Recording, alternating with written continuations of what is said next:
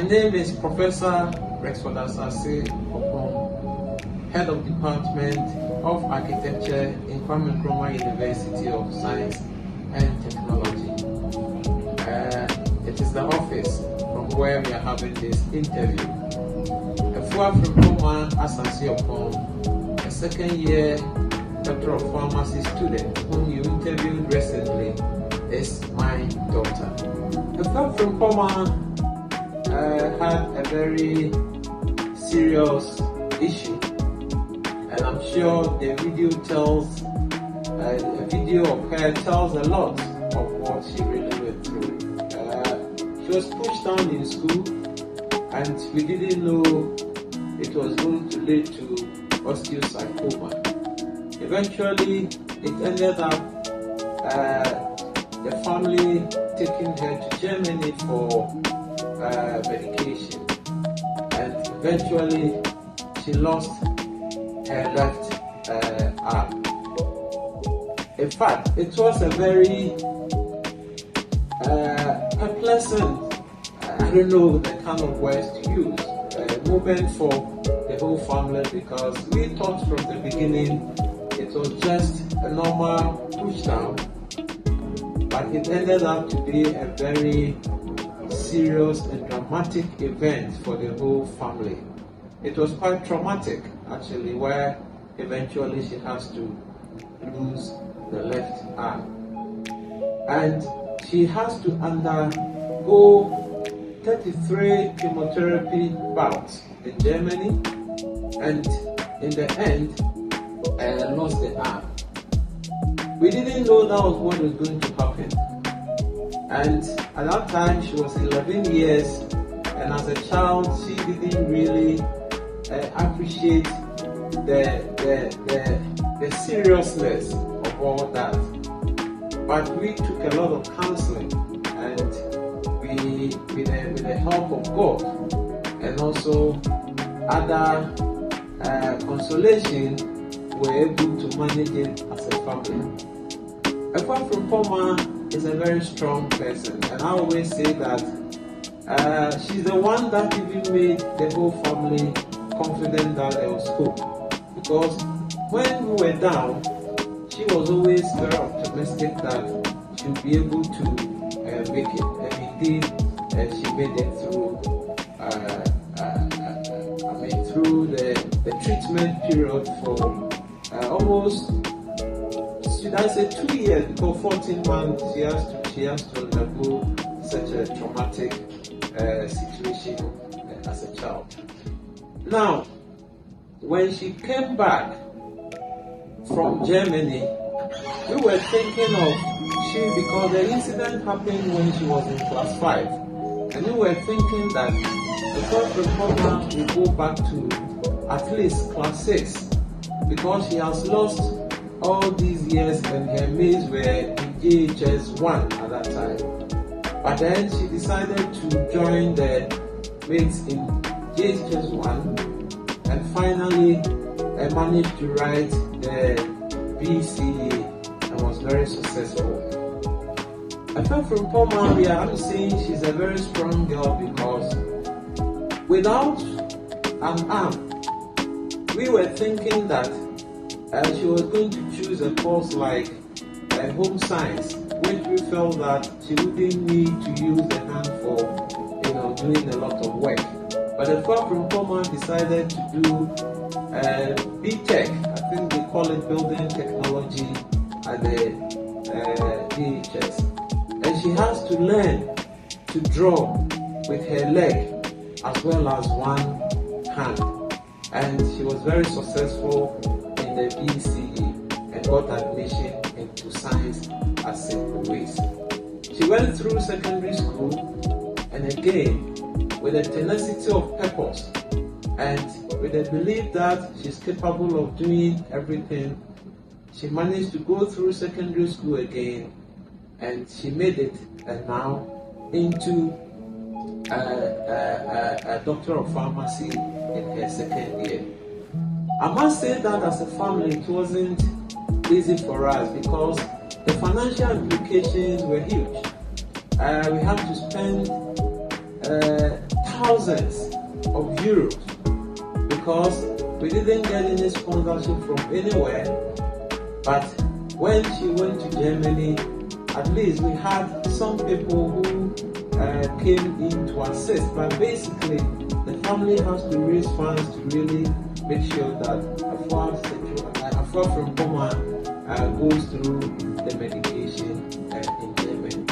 It is a very expensive treatment. And you coming from the medical field, I hope you really understand what I'm talking about, because going through these oncological processes is very, very expensive, and going through the chemotherapy treatment, 33 of it costs a lot of money.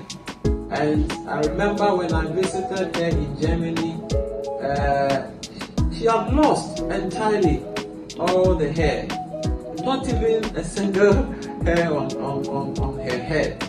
And but in all this, she managed to really go through it. What I want to say is that when we're going through all this, there were a number of opinions, a number of school of thoughts. Some were saying that it is spiritual, and therefore we should go out and seek spiritual treatment. Some were saying that we should go to Nigeria and see a pastor and all that. But we believe that it's a disease and it had to be treated according to the medical direction. So we just went through the medical prescription, the directions, and at the end of the day, we managed to get her. Because of the nature of it, if you are not careful, you'll be misdirected, because it comes as something that you never thought of it. You are not, because this was a very bubbly girl growing up, and then all of a sudden this happens. And even when it happened, we thought that it was a broken bone, and it ended up to be an osteosarcoma. And the circumstances surrounding it make many people believe that it is spiritual. But I never believed, my family never believed that it's spiritual. We believed that it was an accident that happened, and it led to these complications that brought about it. The diagnosis showed clearly, and we managed to go through it.